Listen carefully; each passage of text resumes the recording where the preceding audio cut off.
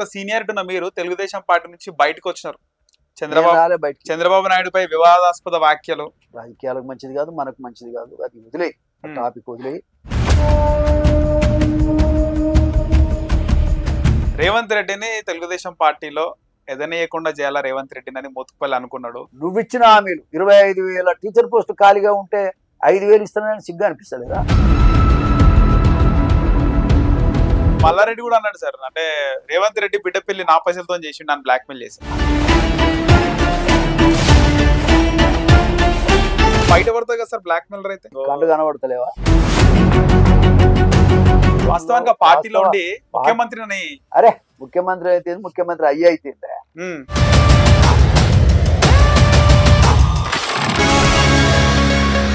నమస్తే, welcome to our channel. నేను మీ నరేష్. ఈరోజు మన ముఖ్య అతిథి 2 తెలుగు రాష్ట్రాలకు సుపరిచితులు, 4 దశాబ్దాల రాజకీయ అనుభవం, ఎన్నోసార్లు ఎమ్మెల్యేగా, మంత్రిగా, నందమూరి తారక రామారావు గారికి ప్రియ శిష్యుడిగా ఉన్నటువంటి మోత్కుపల్లి నరసింహులు. సార్ నమస్తే. సార్ ప్రజెంట్ కాంగ్రెస్ పార్టీలో ఉన్నారు. ముఖ్యమంత్రి రేవంత్ రెడ్డిని టార్గెట్ చేశారా? ముఖ్యమంత్రి రేవంత్ రెడ్డిని నేను టార్గెట్ చేయ నా పాలోడా పగోడా? నాకు మీ క్వశ్చనే తప్పు. రేవంత్ రెడ్డి గారు ముఖ్యమంత్రిగా కాకుండా రేవంత్ రెడ్డి గారు అయితే నాకు ఏ పగలేదు, ఏ ప్రాబ్లం లేదు. ముఖ్యమంత్రిగా అయిన తర్వాత ఆయన సిద్ధాంతాల మీదనే, ఆయన తీసుకున్న నిర్ణయాల మీదనే నేను మాట్లాడుతున్నా తప్ప మరొకటి కాదు. ఆయన చేసినటువంటి నిర్ణయాల వల్ల ప్రజలు చాలా ఇబ్బంది పడుతున్నారు, నష్టపోతున్నారు, చాలా ఆవేదన పడుతున్నారు. కాబట్టి ఆనాడు కాంగ్రెస్ పార్టీ పక్షాన మరి సోనియా గాంధీని తీసుకొచ్చి, రాహుల్ గాంధీని తీసుకొచ్చి, ప్రియాంక గాంధీని తీసుకొచ్చి, మల్లికార్జున ఖార్గేని తీసుకొచ్చి వాళ్ళ చేత పెద్ద పెద్ద ప్రామిసులు చేయించాడు. అతను నమ్మి వీళ్ళు చేశారు వాళ్ళు. కానీ ఏ ఒక్క ప్రామిస్ కూడా ఈ రాష్ట్రంలో అమలైనట్టుగా మనకు కనబడటం లేదు. ప్రతిదానికి ఏదో మాట్లాడటం, తీరా చూస్తే దాంట్లో ఏం లేదు. కాబట్టి ఇవాళ ఆయన చేసేటువంటి ప్రసంగాలు కానీ, ఆయన చేసేటువంటి మాటలు కానీ ఏ ఒక్కటి కూడా పొంతన లేనటువంటి మాటలు మాట్లాడుతూ ఉండు. దానివల్ల ఇది కరెక్ట్ కాదని చెప్పే ప్రయత్నం చేయటం తప్ప మనకు వ్యక్తిగతంగానైతే నాకేం లేదు. సార్ మీరు తెలుగుదేశం పార్టీ నుంచి రాజకీయ జీవితాన్ని ప్రారంభించారు. ఒక విద్యార్థి నాయకుడిగా నందమూరి తారక రామారావు గారు మీకు అవకాశాలు కల్పించారు. కాంగ్రెస్ పార్టీ సిద్ధాంతాలకు వ్యతిరేకంగా పుట్టినటువంటి పార్టీ తెలుగుదేశం పార్టీ. అలాంటి పార్టీలో మీరు ఇప్పుడు రీసెంట్ గా జాయిన్ అయినారు. ఎందుకంటే ఏం చెప్తారు సార్? వాస్తవంగా అది మీరు అడిగేది 100% కరెక్టే. కాకపోతే ఏంటంటే కాలానుగుణంగా ఇక్కడ తెలుగుదేశం పార్టీ లేకుండా పోవటం వల్లనే ఇట్లాంటి నిర్ణయాలు తీసుకోవాల్సిన పరిస్థితి వచ్చింది. అంతే తప్ప తెలుగుదేశం పార్టీ ఉంటే వేరే పార్టీలో చేరాల్సినటువంటి అవసరం లేదు. ఓకే. కానీ తెలుగుదేశం పార్టీ అనేటువంటిది అన్ని వర్గాలకు న్యాయం చేసిన పార్టీ. అంతకంటే మంచి పార్టీ అయితే ఇంకోటి ఉందని నేను చెప్పలేను. ఎందుకంటే నేను అన్ని చూసిన వ్యక్తిగా చెప్తున్నా. కాబట్టి ఇవాళ ఆ పార్టీ తెలంగాణలో లేకపోవటం కారణాలు ఏమైనా మరి ఇటువంటి నిర్ణయాలు తీసుకోవాల్సిన పరిస్థితి వచ్చింది. అది మా కర్మ. సో మీరు అంతకంటే ముందు బీఆర్ఎస్ లో, అంతకంటే ముందు బీజేపీలో జాయిన్ అయ్యారు. అవునవును. ఇదంతా వాస్తవంగా నేనేం ఆశించే మనిషిని కాదు, నేనేదో పైరవి మనిషిని కాదు, నేను అందరు చేసినట్టుగా లంగ దొంగ పనులు చేయాల్సిన అవసరం నాకు లేదు. కానీ ఎందుకో అది ఒక రకమైన కర్మగానే నేను భావిస్తా. ఇదంతా కూడా అనవసరమైనటువంటి పరిస్థితులు వచ్చినాయి, ఆ విధంగా జరిగింది. ఇక దానికి నిజంగా ఒక్కోసారి బాధేస్తుంది. మీరు అప్పట్లో తెలుగుదేశం పార్టీలో మోస్ట్ సీనియర్ నాయకులు, ఎర్రబల్ దయాకర్ రావు కానీ, రేవంత్ రెడ్డి కానీ మీకంటే చిన్నవాళ్ళే. సో అంత సీనియారిటీ ఉన్న మీరు తెలుగుదేశం పార్టీ నుంచి బయటకు వచ్చినారు. చంద్రబాబు నాయుడుపై వివాదాస్పద వ్యాఖ్యలు, చీడపూర్ కానీ ఇవన్నీ కూడా మాట్లాడడం జరిగింది. ఎందుకు సార్, ఎందుకు మాట్లాడారు అవన్నీ? అవన్నీ ఇప్పుడు మాట్లాడుకోవాల్సిన సందర్భం కాదు, అవసరం అంతా గతించిన చరిత్ర అయిపోయింది. కానీ అలా మనం మాట్లాడుకోవాల్సింది ఇవాళ ఉన్న అడ్మినిస్ట్రేషన్ ఏంటి, ఇవాళ జరుగుతున్న పరిణామాల మీద మనం మాట్లాడుకోవడం మంచిది. గతం ఇక దాని గురించి ఇప్పుడు మనం తోకుంటే వచ్చేది లేదు. లేలే అట్లని కాదు. ఆనాడు ఉన్న పరిస్థితులను బట్టి, నాకు జరిగినటువంటి నష్టాన్ని బట్టి కొన్నిసార్లు టెంప్ట్ అయ్యి కూడా మనం ఎవరైనా మాట్లాడతారు, నేను మాట్లాడాను, అది వేరే విషయం. అది కానీ చంద్రబాబు నాయుడు గారి మీద వ్యక్తిగతంగా నాకున్న ప్రేమ ఎంత అనేటువంటిది మొన్న జైలు పోయినప్పుడు ఎవరు మాట్లాడారు? ఏమో కూడా మాట్లాడాడు. మొన్న జైలు పోతే దీక్ష కూడా నా పెట్టారు. రాజకీయ ఎస్ మీరు అన్నట్టు దీక్ష కూడా పెట్టాను. నేను ఆ దసరా పండుగను కూడా నేను బైకాట్ చేశాను. ఆయన జైల్లో ఉన్నంత కాలం నేను వాస్తవంగా చెప్పాలి, నేను సరిగా భోజనం కూడా చేయలేదు, ఒక పూట భోజనమే చేశాను. ఎందుకంటే సరే మన వ్యక్తిగత విషయాలు కాదు కదా, వ్యవస్థాపరమైన పరిస్థితులు ఎన్నో అవకాశాలు, ఎన్నో పరిస్థితులు, ఎంతో మందికి మేలు చేసినటువంటి నాయకుడు ఆయన. మనం ఒక్కలం ఏదో కాదన్నంత మాత్రాన అయ్యేది కాదు. అటువంటి నాయకుడిని తీసుకుపోయి జైల్లో పెడితే మరి నేను భరించలేకపోయా. నేను ఆవేశపడ్డా, బాధపడ్డా, ఏడ్చిన. నేను రాజకీయాలు పక్కన పెట్టి నా రాజకీయ భవిష్యత్తు ఉంటుందా లేదని కూడా చూసుకోలేను నేను. బట్ ఆ నాయకుని మీద చేయటం వల్ల నేను జగన్ను నేను మాట్లాడినంత ఎవడు మాట్లాడలేదు. నేను మాట్లాడేదాకా ఎవరికి స్పిరిటే రాలే. నేను మాట్లాడినాకనే చాలా మంది ముందుకు వచ్చి మాట్లాడారు. ఆయన జెండా కింద ఎదిగిన వాళ్ళు చాలా మంది ఉన్నారు కదా, ఎవరు మాట్లాడలేదు కదా. బట్ నేను మాట్లాడాను. నేను ఎందుకంటే నేను నిష్పక్షపాతమైనటువంటి నా జీవితం, స్వార్థం లేనటువంటి నా జీవితం. కాబట్టి ఏది న్యాయమో అది మాట్లాడాలి. కాబట్టి నేను అది ఎవరికి నచ్చినా నచ్చపోయినా నేను చేసేది కరెక్టే. నేను 100% చంద్రబాబు నాయుడు గారి దగ్గర తెలుగుదేశం పార్టీ జెండా కింద ఎన్టీ రామారావు దయతోని బతికిన మనిషిని. కాబట్టి ఆయనకు ప్రమాదం జరుగుతుంటే చూస్తూ ఉన్న మూర్ఖుని కాదు నేను. కాబట్టి ఆయన మంచిగా ఉండాలని కోరుకుంటున్నా, ఆయన మళ్ళీ గెలవాలని కోరుకున్నా. ఆయన గెలిచాడు, ముఖ్యమంత్రి అయ్యాడు, ఇవాళ ప్రజలలో మళ్ళీ వర్ధిల్లుతున్నాడు. ఆయన మంచిగా ఉండాలని కోరుకున్నాం. 2023లో మీరు దసరా జరుపుకోలేదు. సేమ్ ఇలాగే 6 సంవత్సరాల క్రిందట 2017లో కూడా మీరు దసరా జరుపుకోలేదు. అప్పట్లో మీకు గవర్నర్ వస్తుందని చెప్పి బాగా ఆశించారు. మీకు సరే అవన్నీ ఇప్పుడు ఏం జరిగింది సార్ అప్పుడు గవర్నర్ పదవి రాకపోవడానికి కారణం? చూడు బాబు నరేష్, అది మనం తూకుంటే మంచిది కాదు, రాజకీయాలకు మంచిది కాదు, మనకు మంచిది కాదు. అది వదిలే, టాపిక్ వదిలే, ఇంకా వేరే ఏదైనా మాట్లాడు. ఎందుకంటే అవన్నీ మర్చిపోయినాం కదా. ఇక మర్చిపోయింది మళ్ళీ ఊక తవ్వుకుంటే ఏమొస్తుంది? దానివల్ల ఏం రాకపోగా మనసు బాధిస్తుంది. అధినాయకుడు అదొక ఇది చేస్తుంటే అదొక పదవి మీకు ఇప్పించుంటే ఉంటే బాగుండే. మరి రానప్పుడు ఏం చేస్తాం? చేయగలిగేది మన చేతిలో లేనప్పుడు, అది మనది కానప్పుడు దాని గురించి మాట్లాడుకోవడం మంచిది కాదు. సరే, అలాగే మోత్కుపల్లి నరసింహులకి ఒక కోరిక రాజకీయంగా ఉండిపోయింది, తీరలేదంటే ఏం సార్, ఏం చెప్తారు? నాకేం కోరిక లేదు, ప్రజాసేవ చేయాలని కోరిక. వాస్తవంగా నేను ఎమ్మెల్యే కావాలి అనేది నా కోరిక. ఎమ్మెల్యేగా ఉంటే నలుగురికి సాయం చేయొచ్చు, జనం దగ్గర ఉండొచ్చు. నేను ఎప్పుడు కూడా పలాంటి కావాలని కోరుకున్నాను కాదు. అదంతా కూడా ఇక అప్పుడున్న పరిస్థితిని బట్టి చెప్పేటోళ్ళు చెప్పారు, కానీ అది కాలేదు, దాన్ని వదిలేసిన నేను. కాబట్టి నాకంటూ పదవి ఉంటే, ఎమ్మెల్యే ఉంటే ఎక్కువ పని చేయడానికి స్కోప్ దొరుకుతుంది. దానివల్లనే కదా నేను ఎదిగా. నేను 24 గంటలు జనం మధ్యలో తిరగవచ్చు. ఇవాళ నేను ఇంట్లో ఉన్నా అంటే నాకు పదవి లేకపోవడం వల్లనే కాదు, రోజు పనిచేసేటువంటి నా జీవితం నేను ఇంటికే పరిమితమయ్యే పరిస్థితి వచ్చినప్పుడు కొంచెం బాధేస్తుంది. అయినా సరే ఇప్పటికీ నేను ప్రజల మధ్యలోనే ఉన్నా, ప్రజల సమస్యల మీదనే పోరాటం చేస్తున్నా, జీవితకాలం కూడా చేస్తాను. ఓకే, మోత్కుపల్లి నరసింహులకి రాజకీయాల్లో నిలకడ లేదు, ఒక పార్టీలో స్థిరంగా ఉండడు అనే వాళ్ళ కామెంట్స్ మీరు ఏం చెప్తారు? ఎవడాడంటూ నేనేమన్నా ఆశపడితే, అవునబ్బా ఏదైనా కోరుకుంటే, నేను ఏదైనా ఆశపడితే, ఎవరు సొమ్మన్న తింటే కరెక్ట్.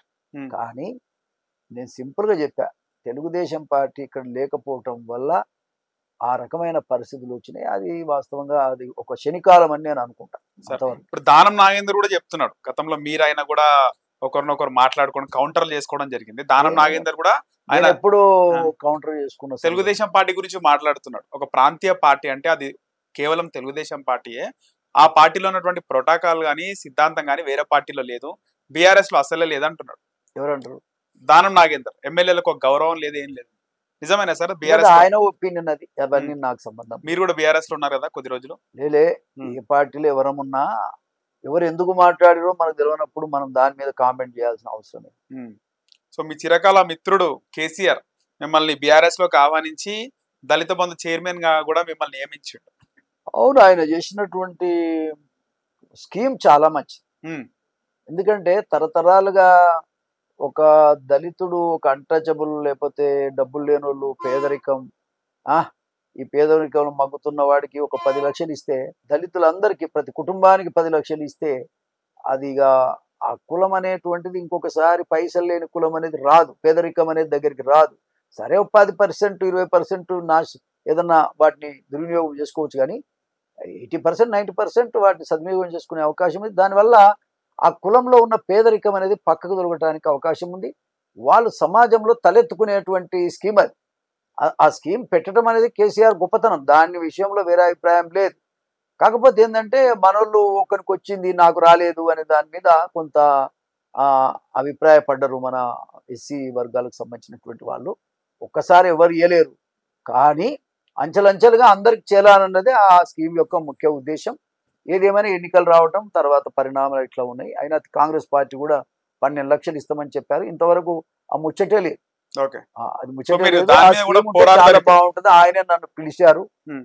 ఆయనే ఆ స్కీము అన్నా నువ్వు రమ్మని ఆయన పిలిస్తే నా జాతికి మేలు జరుగుతుందని నేను విన్న మాట నిజమే. కానీ అది మధ్యలోనే కానీ అది నియోజకవర్గానికి 100 మంది అంటే ఎంతమంది దళితుల జీవితాల్లో వెలుగు నింపుతుంది సార్ ఆ స్కీమ్? అప్పుడు నువ్వు ఒకటి గమనించమ్మా, మొదలు పెట్టడం గొప్ప విషయం. ఉమ్. అది చాలా డబ్బుతో కూడినటువంటి పని. ఉమ్. అయితే ఆ స్కీమ్ని అమలు చేస్తాననేటువంటి చిత్తశుద్ధి ఉందా లేదనేది మనం చూస్తే కేసీఆర్ లోపల అది 100% ఉంది. కానీ ఆర్థిక పరిస్థితుల వల్ల కొన్ని ఇబ్బందులు వచ్చిన మాట నిజం. కానీ 100 మంది పైలట్ ప్రాజెక్ట్ కింద 100 మంది ఇచ్చి తర్వాత 4 మండలాల్లో ఫుల్ మండలాలు ఇచ్చినాడు. ఉమ్.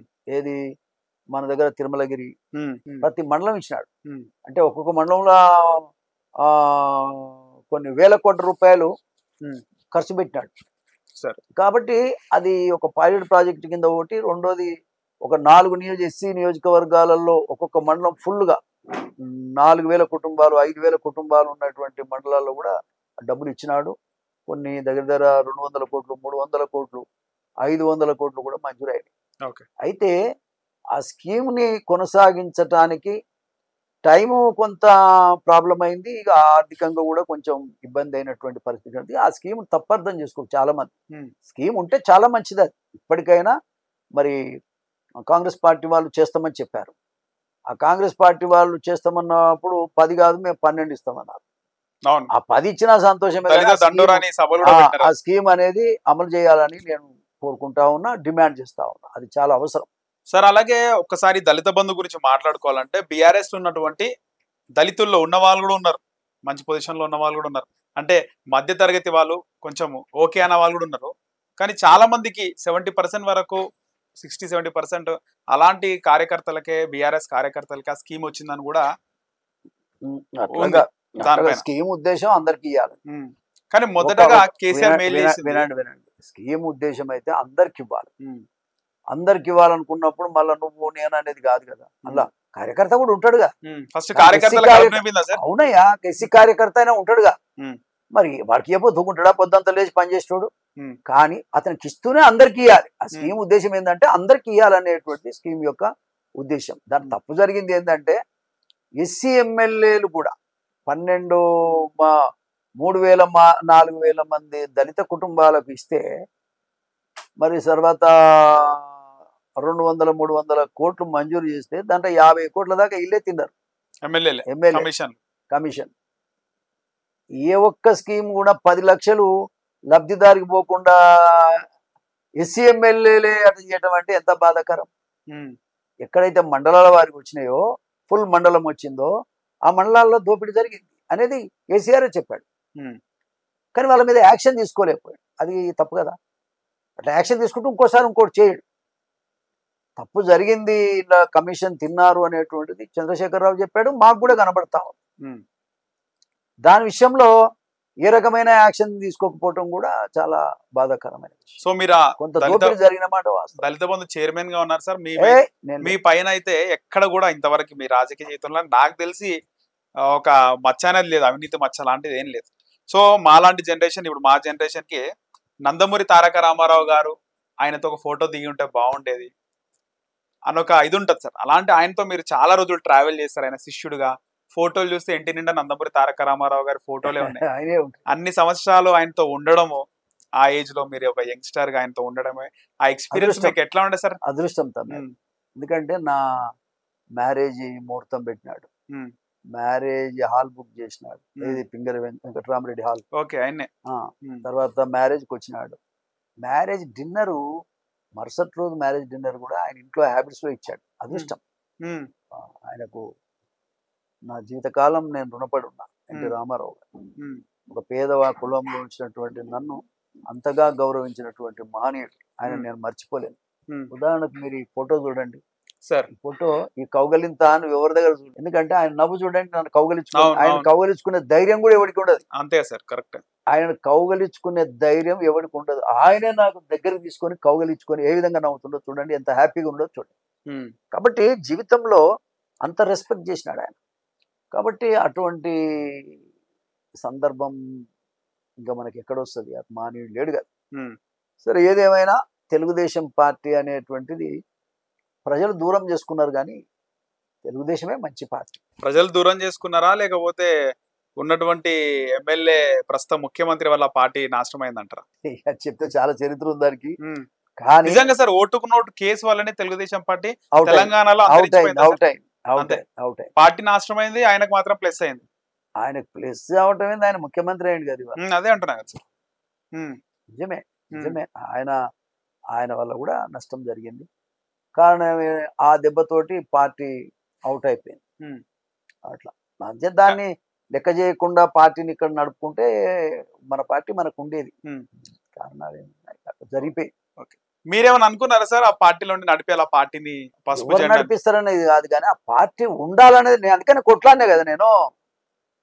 ఉమ్, ఆ పార్టీ ఉండాలనే దానికినే పంచాది రేవంత్ రెడ్డి గారికి నాకు ఆ కాలంలో. ఉమ్, తప్పుడు పనులు చేయొద్దు, ఇక్కడ పార్టీని భ్రష్టు పట్టియొద్దు, పార్టీని కాపాడుకుందాం అనేది నా కోరిక. అక్కడనే పంచాది మా ఇద్దరికి, ఉమ్. అంతకంటే వేరే ఏం లేదు. ఇప్పుడు అదే కదా, దాని ఫలితమే ఇవాళ నాయన ఆయన ముఖ్యమంత్రిగా కాగలిగిండు.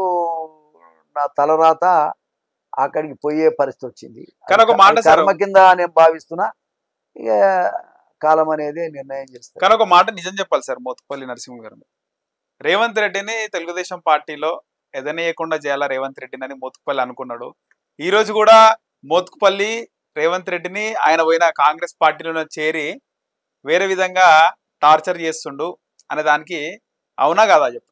ఎవరిని ఇలాంటి పిల్లలు మాట్లాడుకుంటారేమో కానీ ఉమ్, ఎట్లా అవుతుంది చెప్పండి. ఉమ్. ఇప్పుడు నేనే ఆయన దగ్గర పోయి ఆయన ఇస్తే పదవి తీసుకునే పరిస్థితులు వచ్చినప్పుడు కానీ ఒకప్పుడు మీ వల్లనే ఆయన పార్టీలకి వెళ్ళిపోయినాడు కదా సార్. నా వల్ల ఏముంటది? అది చంద్రబాబు వల్ల ఉండాలి. రాహుల్ గాంధీని కలిసిన తర్వాత వినండి, ఉమ్, నేనేమన్నా గట్టిగా పార్టీ ప్రశ్నించింది మీరే. వినమ్మా, ప్రశ్నించడం అనేది నా హక్కు. అది ఉమ్, తప్పు ఎవరు జరిగినా ఓటుకు నోటు కేసులో నోట్ల కట్టలు బట్టి దొరికితే పార్టీకి మంచి పరిస్తుందా? ఉమ్.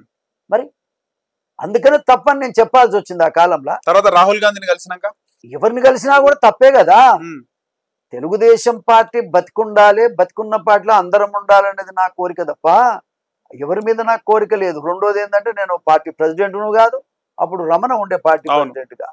అటువంటి పరిస్థితులలో నేను చేసేది ఏముంది? నాకు ఏ రకమైన అధికారం ఉంది? నేను వర్కర్ను మాత్రమే, sincere worker to the party. Chandrababu Naidu గారికి సిన్సియర్గా పనిచేయాలని చూడండి, ఆ ఫోటో చూడండి. నేను అప్పుడు ఎన్టీ రామారావు గారి పేరు టర్మినల్కి మన రాజీవ్ గాంధీ పేరు పెడితే, మరి ఎన్టీఆర్ పేరు తీసేసినందుకు నేను ధర్నా చేసినందుకు చంద్రబాబు నాయుడు గారు వచ్చి నాకు దండేసి ఆ రోజు ఆశీర్వదిస్తున్నాడు.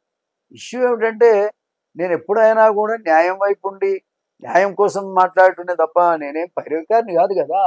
100% నాకు చెప్తేనన్నా నేను సర్దుకుంటాను. నాకు చెప్పకుండా, లేకపోతే ఎవరికి కన్సర్న్ లేకుండా ఇష్టం వచ్చినట్టు చేస్తే ఎప్పుడైనా సరే. ఇప్పుడు కూడా నేనేమంటున్నా, నిరుద్యోగులతోని అన్ని తిట్టు తినాల్సిన అవసరం ఏముంది? సిగ్గు అనిపిస్తుంది, నీకు సిగ్గు అనిపిస్తలేదా? నువ్వు ఇప్పుడైనా మనసు మార్చుకో, వాళ్ళని ఆశీర్వదించమని చెప్తున్నా నేను. వాళ్ళు రోడ్ల మీద పడి, వేల మంది రోడ్ల మీద పడి మొత్తుకుంటున్నా, వాళ్ళ ఆర్తనాదాలు వినే పరిస్థితులు నీకు లేదు, ఏం చేస్తున్నావు, గడ్డి కోస్తున్నావు అని అడుగుతున్నాను నేను. కాంగ్రెస్ పార్టీని భ్రష్టు పట్టించకు, దాన్ని కాపాడాలి, ఆ పార్టీలో ఉన్నప్పుడు ఆ పార్టీని నాశనం చేయకు నువ్వు అని చెప్తున్నాను నేను. కాబట్టి పార్టీలో ఉన్నాం కాబట్టి ఒక సీనియర్ నాయకుడిగా మనం ఇచ్చే సలహా కనుక పాటిస్తే మనం ఇంకా గర్వపడతాం, ఆయన గురించి మంచిగానే మాట్లాడతాం. వినకపోతే బుద్ధిహీనుడా అంటాం, ఎవరైనా సరే అంతే కదా. కాబట్టి ఇవాళ నిరుద్యోగ యువకులు బజార్న పడి 10 ఏళ్లలో కేసీఆర్కు చెడ్డ పేరు వస్తే 5 నెలలుగానే నీకు సంపూర్ణంగా నువ్వు ఒక మూర్ఖుడు అనేటువంటి ముద్ర నీకు పడిపోయింది. ఇటువంటి దుర్మార్గమైన ముఖ్యమంత్రి ఎన్నడూ చూడలేదనేటువంటి అభిప్రాయం నేనే చెప్తున్నాను. ఇప్పుడు సరే, గతంలో తెలిసో తెలియక ఏదైనా జరిగినా అది వేరది. ఇవాళ ముఖ్యమంత్రిగా నీకు అధికారం నీ చేతికి వచ్చినాక దాన్ని సరి అయిన విధంగా ఉపయోగించి మంచి పేరు తెచ్చుకోమని చెప్తున్నాను నేను. నేనేమి ఆయనకు వ్యతిరేకం కాదు, కానీ ముఖ్యమంత్రి కదా, ఆ పదవికి వన్నె తెచ్చే విధంగా కూడా తప్ప దాన్ని భ్రష్టు పట్టిస్తే పార్టీ భ్రష్టు పట్టిపోతుంది కదా. కాంగ్రెస్ పార్టీ ఒక బలమైన పార్టీ, ప్రజల పార్టీ, దాన్ని కాపాడవలసిన బాధ్యత ఆయన మీద ఉంది కదా. అది వదిలేసి ఇవాళ ఏ స్కీము అమలు జరిగేది లేదు. ఏమే చివరికి నిరుద్యోగులకు నువ్విచ్చిన హామీలు 25,000 టీచర్ పోస్టు ఖాళీగా ఉంటే 5,000 ఇస్తానని సిగ్గు అనిపిస్తలేదా? ఊళ్ళల్లో ఉపాధ్యాయులు వద్దా? ఊళ్ళల్లో స్కూళ్ళకు పోయేదే ఎస్సీ ఎస్టీ బీసీలు కదా, మైనారిటీస్ కదా. మరి అటువంటి ధనవంతులు అయితే ప్రైవేట్ స్కూల్లో చదువుతారు, పేద పిల్లలు అయితే గవర్నమెంట్ స్కూల్కి పోతారు. అక్కడ ఉపాధ్యాయులు లేకపోతే టీచింగ్ ఎట్లా జరుగుతుంది? ఉపాధ్యాయులు లేకపోతే మరి విద్యావంతమైనటువంటి రాష్ట్రం ఏ విధంగా ముందుకు వస్తుంది చెప్పండి మీరు. కాబట్టి ఇవాళ మొదట ప్రిఫరెన్స్ ఇవ్వాల్సింది విద్యకు. పేదవాళ్ళు బాగుపడాలి, పేదవాళ్ళకు చదువు రావాలంటే విద్యకు ప్రాధాన్యత ఇవ్వాలి. ప్రతి స్కూల్లో 100% టీచర్లు ఉండాలి నిజమైన ప్రభుత్వం అయితే.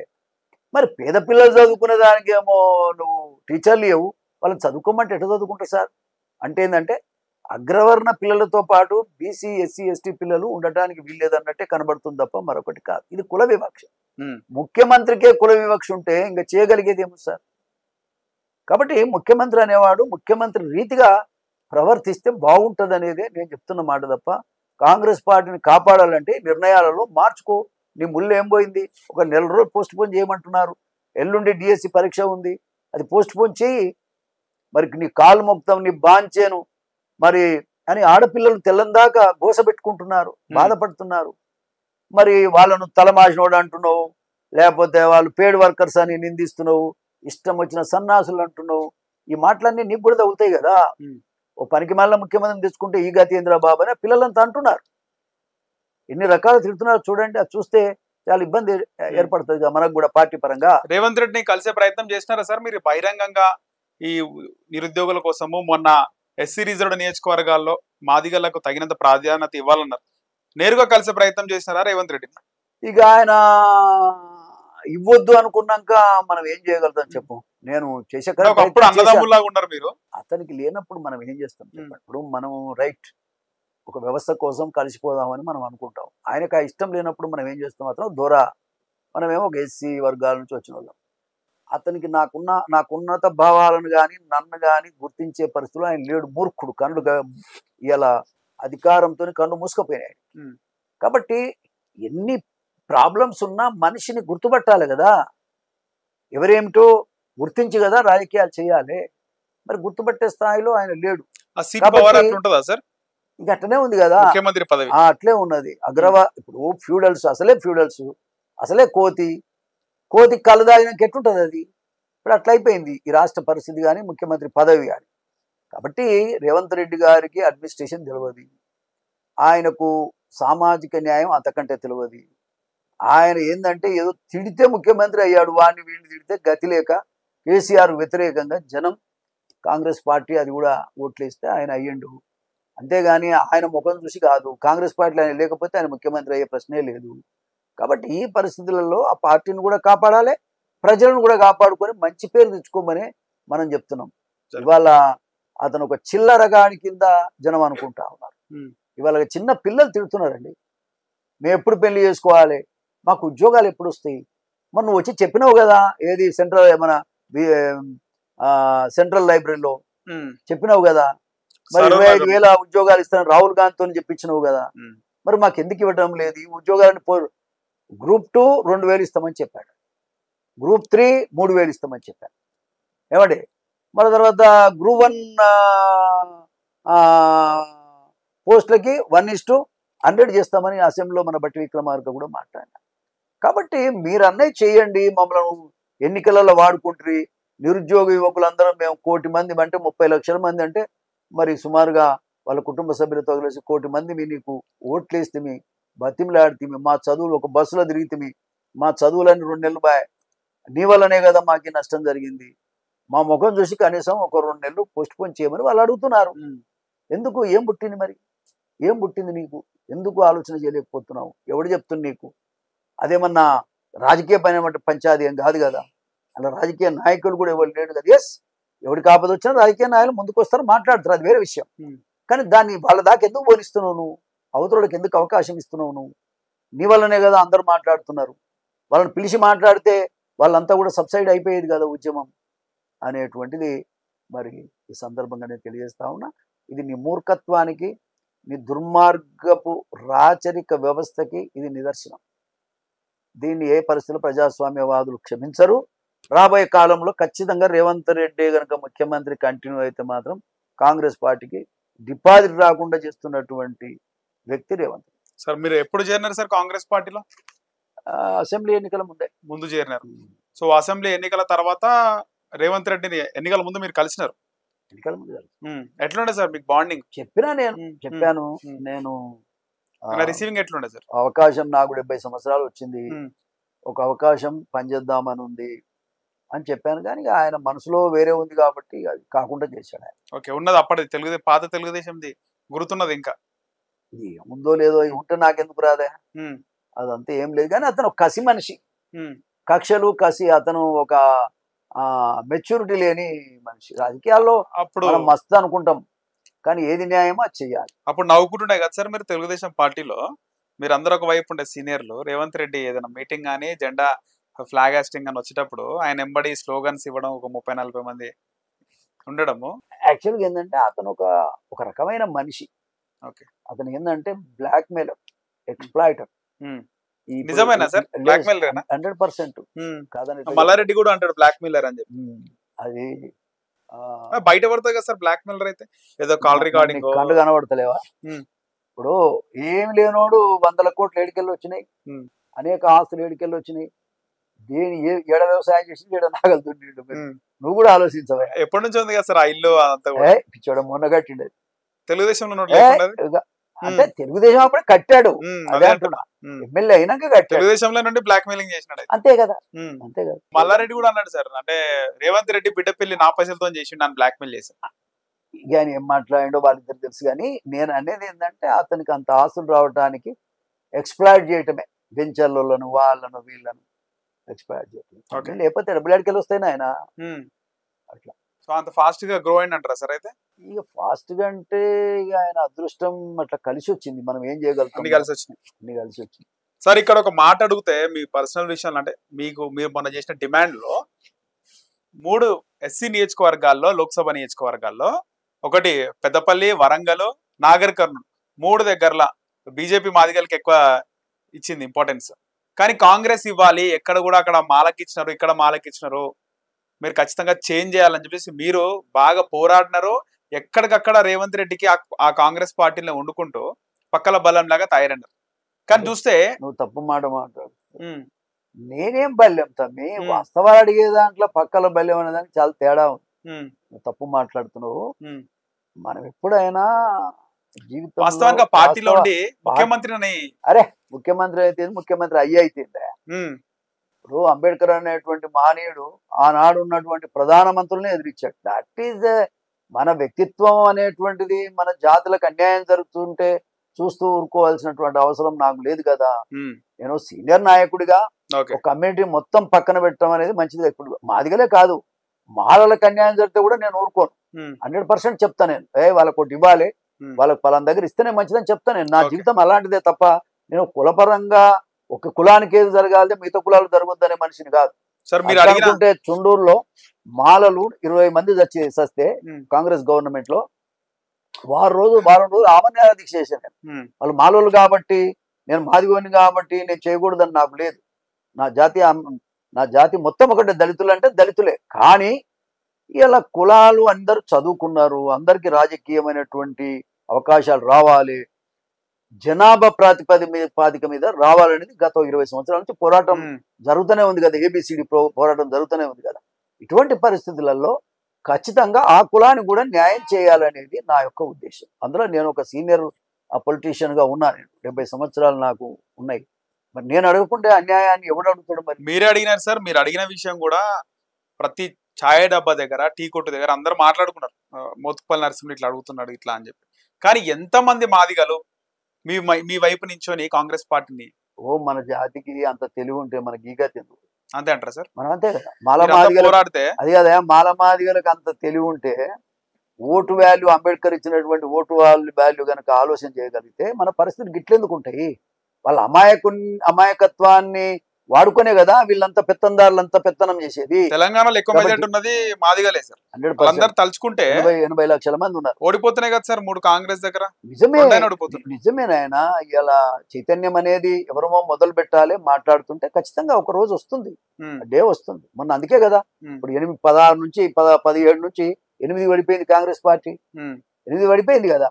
ముఖ్యమంత్రి గారికి బుద్ధి రావాలి కదా, అరే 8 పడిపోయింది, నేను తప్పు చేస్తున్నా అనేది సరి చేసుకోవాల్సిన అవసరం ఉంది. కానీ మళ్ళా ఇప్పుడు అన్ఎంప్లాయిడ్ యూత్ అంతా కూడా ఇలా రోడ్ల మీదకి వచ్చి ధర్నాలు చేసి ఊరేగింపులు చేసి తెల్లం దాకా వేల మంది బయటకు రాత్రి కూడా అయింది, రోజు అవుతున్నది.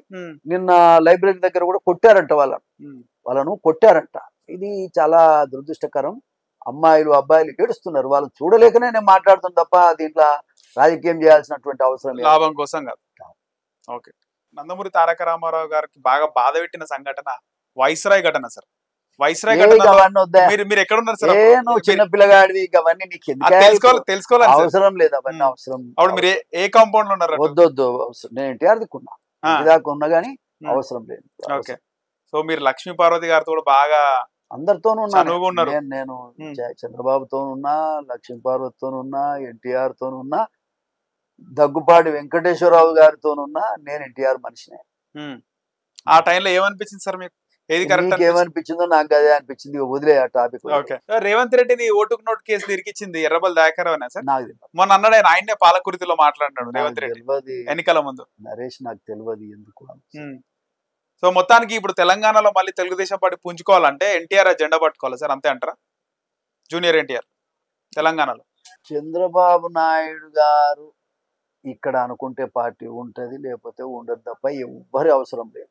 ఆయనే కదా డెవలప్ చేసింది. ఎన్టీఆర్ తర్వాత డెవలప్ చేసింది చంద్రబాబు నాయుడు. ఆయనకు సర్వాధికారం ఉంది ఇక్కడ పార్టీని పెట్టడానికి కానీ నడిపించడానికి. ఇప్పుడు ఆయనకున్నటువంటి అక్కడ రాష్ట్రంలో ముఖ్యమంత్రి, ఆయనకున్న ఒత్తిడి ఏమిటో మనకు తెలియదు. ఏ రకమైన నిర్ణయం తీసుకుంటారో కూడా మనకు తెలియదు కదా. తెలియనప్పుడు మనం ఎందుకు కామెంట్? మోత్పల్లి నరసింహులు గారు ఇదే పార్టీలో కాంగ్రెస్ లో కొనసాగుతారా? మళ్ళీ బీఆర్ఎస్ లోకి ఏమైనా వెళ్ళే అవకాశం ఉందా సార్? అటు నుంచి పిలుపు వస్తున్నట్టు తెలుస్తుంది. నేను ఒక మాట చెప్తా, ఇవాళ కాంగ్రెస్ పార్టీ నుంచి బయటికి పోవాల్సిన అవసరం నాకు లేదు. అర్థమైందా? నేను మాట్లాడే ప్రతి మాట కూడా ఆలోచించే నేను మాట్లాడతాను. కాబట్టి ఇవాళ నేను బయటికి పోవాల్సిన అవసరం అయితే నాకు. కాంగ్రెస్ ప్రభుత్వంలో దళిత నాయకులు ఉన్నారు. బట్టి విక్రమార్క, ఆయన ఉప ముఖ్యమంత్రి దామోదర రాజనరసింహ ఉన్నారు. వాళ్ళు ఎక్కడ మాట్లాడలేదు. మొన్న మాట్లాడలేదు, ఇప్పుడు మాట్లాడతలేడు. రిజర్వేషన్ల కోసమో లేకపోతే మాదిగల టికెట్ల కోసం కానీ ఈ నిరుద్యోగుల కోసం మాట్లాడట్లేదు. ఏం చెప్తారు దాని మీద? తప్పండి. వాళ్ళది, వాళ్ళు లీడర్లు కదా కమ్యూనిటీస్ కి, వాళ్ళు మాట్లాడాలి. బట్టి విక్రమార్క ఖచ్చితంగా మాదిగోళ్ళకి అన్యాయం జరిగింది ఇవ్వాలనే మాట ఆయన నోటి నుంచి వస్తే ఆయన గొప్ప నాయకుడు, అందరికి నాయకుడు, చరిత్రలో ఉంటాడు, పొజిషన్ లో ఉన్నాడు. కాబట్టి ఖచ్చితంగా ఆ జాతి మొత్తానికి, దళిత వర్గానికి మొత్తాన్ని లీడరు. ఆ వర్గాల్లో ఎవరికి అన్యాయం జరిగినా మాట తప్పేం లేదు. అది కానీ ఆయన మాట్లాడలేదు, అది చాలా తప్పు. ఆయన ఇవాళ నేనేమంటా అంటే లీడర్ గా ఉన్నవాడు లీడర్ గా ఉండాలి. అందరికి లీడరు కదా, నువ్వు దళితుల పక్షాన లీడర్. రాజనరసింహ కూడా సరే, కారణాలు ఏమైనా ఎవరి మీద ఏ అభిప్రాయాలు ఉన్నా ఓవరాల్ గా దళితులలో దళిత నాయకులే వాళ్ళు, కాదని మనం చెప్పలేము. కానీ వాళ్ళు మాట్లాడితే వాళ్ళ విలువ పెరుగుతుంది. వాళ్ళు మాట్లాడకపోతే వాళ్ళకి ఏం విలువ ఉంది? ఏం విలువ ఉంది వాళ్ళకి? ఒకటి. రెండోది ఏంటంటే, నేను చెప్పేది ఏంటంటే, ఇప్పుడు పవన్ కళ్యాణ్కి అన్ని గవర్నమెంట్ ఆఫీసులలో కూడా ఆయన ఫోటో పెట్టాలని చంద్రబాబు నాయుడు గారు జీవో ఇచ్చాడు. అవును సార్. బట్ ఏదైనా మన దళితుడు కదా, మరి ఆ దళితుడు ఉప ముఖ్యమంత్రి స్థాయిలో ఉన్నప్పుడు ఆయన ఫోటో కూడా మరి రేవంత్ రెడ్డి ఫోటోతో సమానంగా పెట్టాలి కదా అని నేను డిమాండ్ చేస్తున్నా మీ టీవీ ద్వారా. కాబట్టి ఖచ్చితంగా మరి బట్టి విక్రమార్క యొక్క ఫోటో కూడా ఆయనకు సముచితమైన స్థానం ఇవ్వాల్సిన అవసరం ఉంది. రేవంత్ రెడ్డి గారితో సమానంగా ఆయన ఫోటో పెట్టాలనేది కూడా ఈ సందర్భంగా నేను డిమాండ్, ఒక దళితుడిగా. ఇప్పుడు మనకు రేషియో ప్రకారంగా టికెట్లు ఇవ్వాలనేటువంటిది కోరుకోవటం వేరు, కానీ మన ప్రాముఖ్యతను తగ్గించినప్పుడు, మనకు గౌరవం లేనప్పుడు అందరం ఒకటి కావాల్సినటువంటి అవసరం. కాబట్టి అలా బట్టి విక్రమార్కకి ఖచ్చితంగా ఆయన ఫోటో పెట్టాలని డిమాండ్ చేయాల్సిన బాధ్యత కూడా నాకుంది. ఎందుకంటే అవతల రాష్ట్రంలో ఇచ్చారు కాబట్టి. అవును సార్, పక్క రాష్ట్రం. తప్పులు ఒప్పులు ఉండొచ్చు, కానీ ఓవరాల్ గా రేవంత్ రెడ్డి గారికి కుల వివక్ష కూడా ఉన్నదని చెప్పడానికి ఇది నిదర్శనం. Right sir. సుదీర్ఘ రాజకీయ అనుభవం ఉన్న మీరు మా ఛానల్కి ఇంతసేపు మీ ఆలోచనలు పంచుకున్నందుకు ధన్యవాదాలు సార్. థ్యాంక్ యూ తండ్రి, థ్యాంక్ యూ.